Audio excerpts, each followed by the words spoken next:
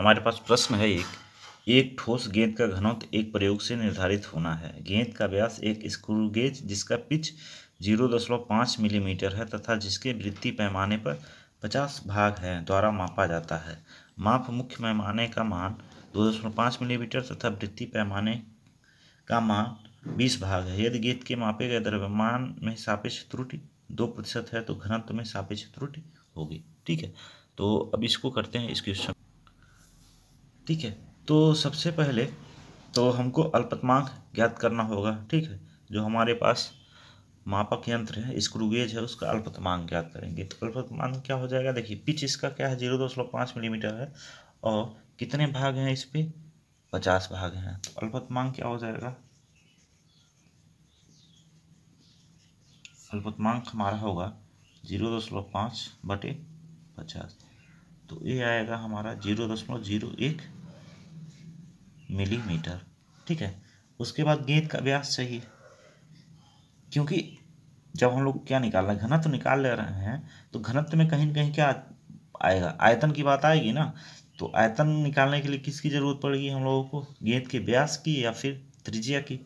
ठीक है, तो गेंद का व्यास, गेंद का व्यास क्या हो जाएगा, यहाँ देखिए मुख्य पैमाने का मान क्या है 2.5 है, तो 2.5 तो होगा ही, प्लस क्या हो जाएगा, ये जो माप रहा है 20 भाग और माप रहा है। ठीक है, तो 20 भाग ए हो गया और अल्पतमांक कितना है 0.01। ठीक है, अब इसको सॉल्व करेंगे हम लोग, तो गेंद का व्यास डी कितना आ जाएगा हमारे पास 2.7। ठीक है, मिलीमीटर। ठीक है, अब घनत्व क्या होता है,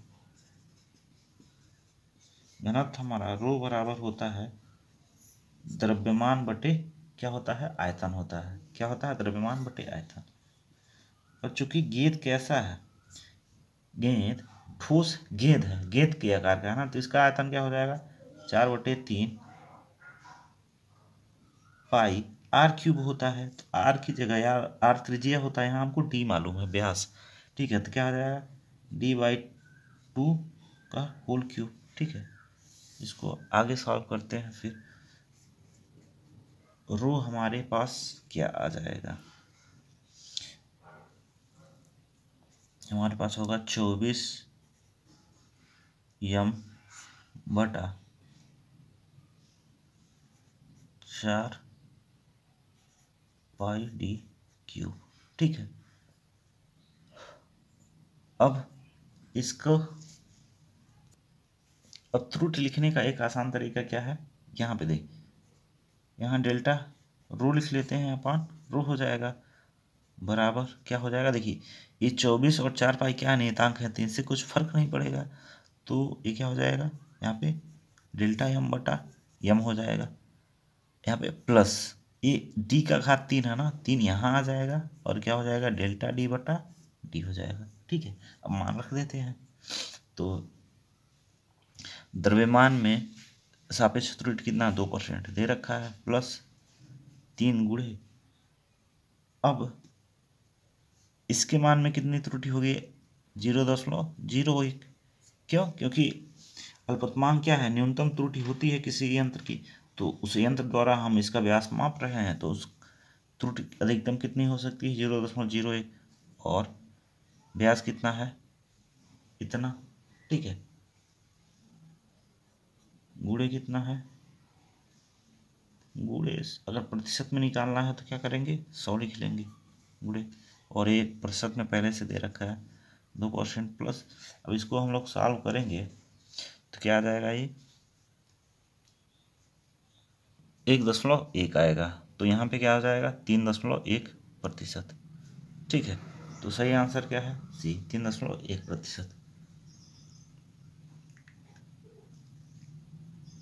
तो इस प्रश्न में क्या दे रखा था कि एक स्क्रू गेज है जिसका पिच 0.5 मिलीमीटर है और इसके द्वारा एक गेंद का हम लोग क्या कर रहे हैं, व्यास को माप रहे हैं। ठीक है, तो अब उसका अल्पतमांक ज्ञात कर लिए हम लोग, कैसे कि कितने पैमाने हैं, पैमाने पे कितने भाग हैं 50 भाग हैं और पिच कितना है 0.5 है, तो वहाँ से अल्पतमांक निकल गया है।